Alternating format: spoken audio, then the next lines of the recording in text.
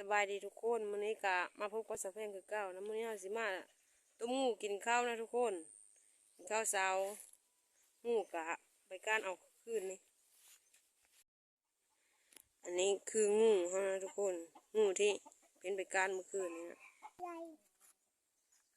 ความยากนะทุกคนงูนะว่าหนึ่ง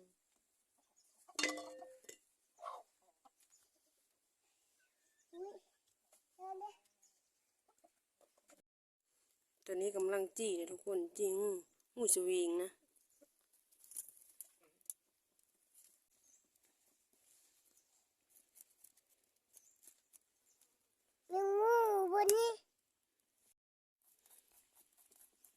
ตัวนี้ก็กำลังขุดเก็ดนะทุกคน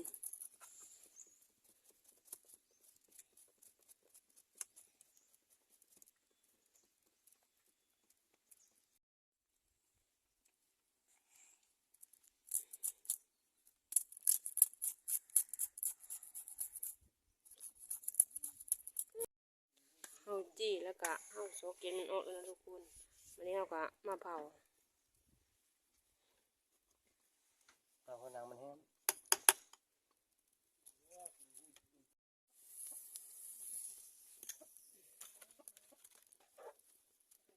ตัวผู้นะงูกันเลย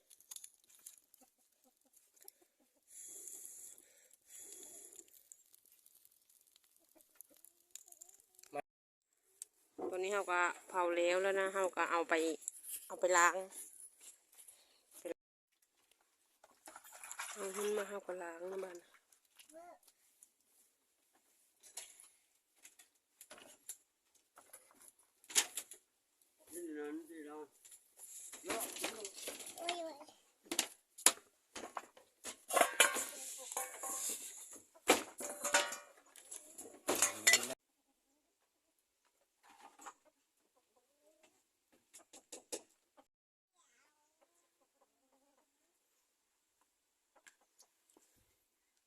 พวกกับพอดีนะ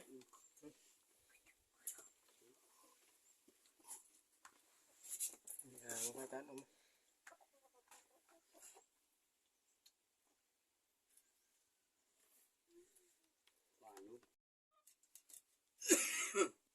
มันนี่เฮาก็ดึงใส่มันออก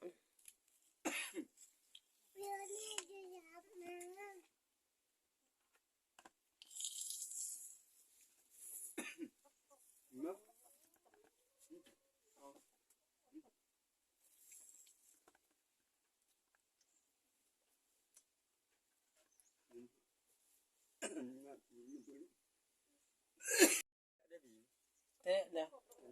เกี่ยวแล้วนี่คือตับมันนะทุกคนง่าย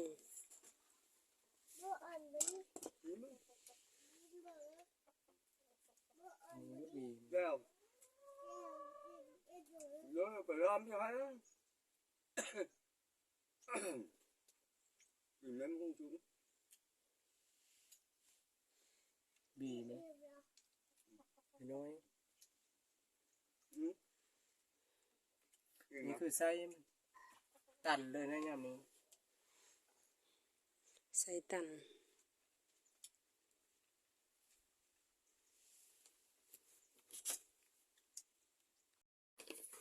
ตัวนี้เอาใส่มันออกแล้วเฮาก็มาตัด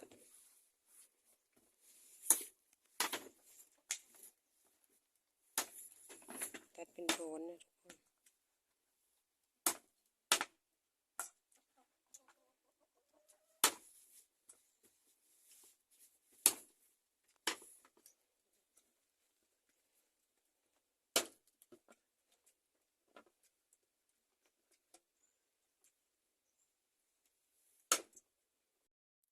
ตอนนี้เราได้ตัดแล้วนะตัดเสมอปรุงเครื่องแล้วก็เอาก็ลงไปต้ม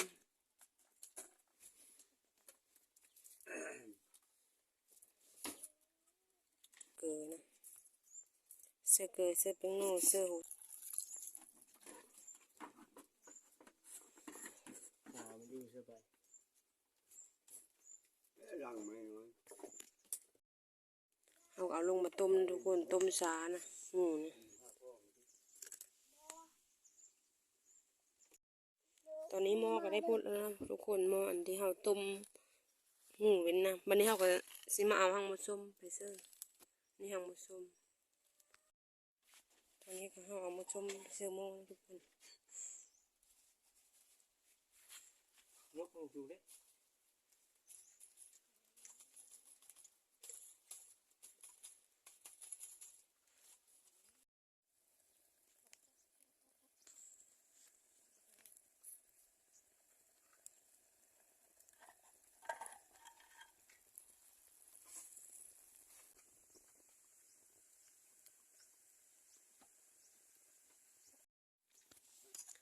ตอนนี้ก็ต้มหมูก็ได้สุกแล้วนะทุกคน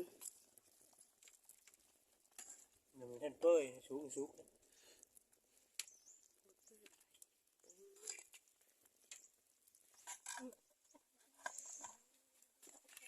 เป้ยจะเฮงหมดละปะ วันนี้ก็เอาหุ่นไปสานะ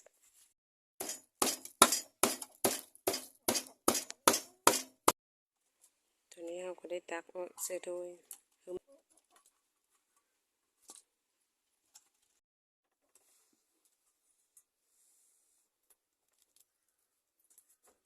นี้เราก็ซื้อข้าวโมย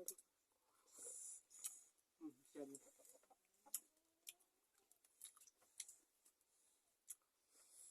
ร้อน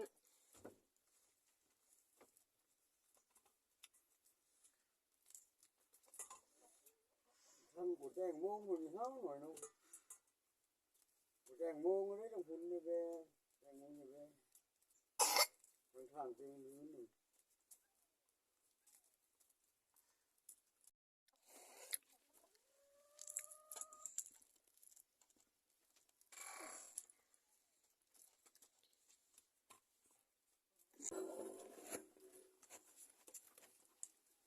เราก็เอาพักลงนะทุกคนเอาพักหอม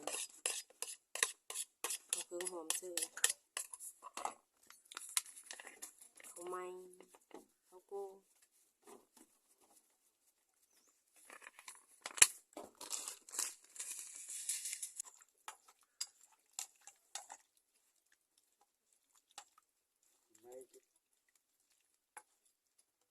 กินมาก่อน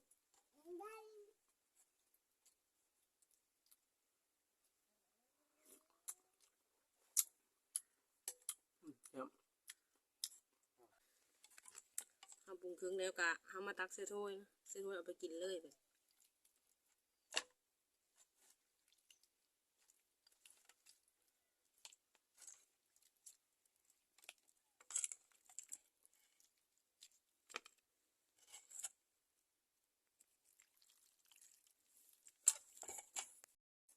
วันนี้ก็เราก็มากินนะทุกคน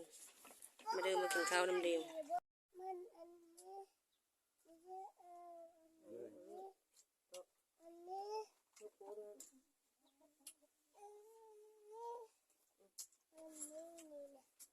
คือดีอยู่คนแล้ว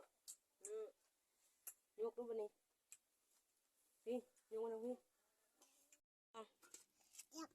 ยกโป้ดูบันนี้แซ่บนะหลังจากที่เฮากินข้าวแล้วนะทุกคนเฮาก็ได้ปิดคลิปเพียงเท่านี้นะอย่าลืมกดไลค์กดติดตามด้วยทุกคน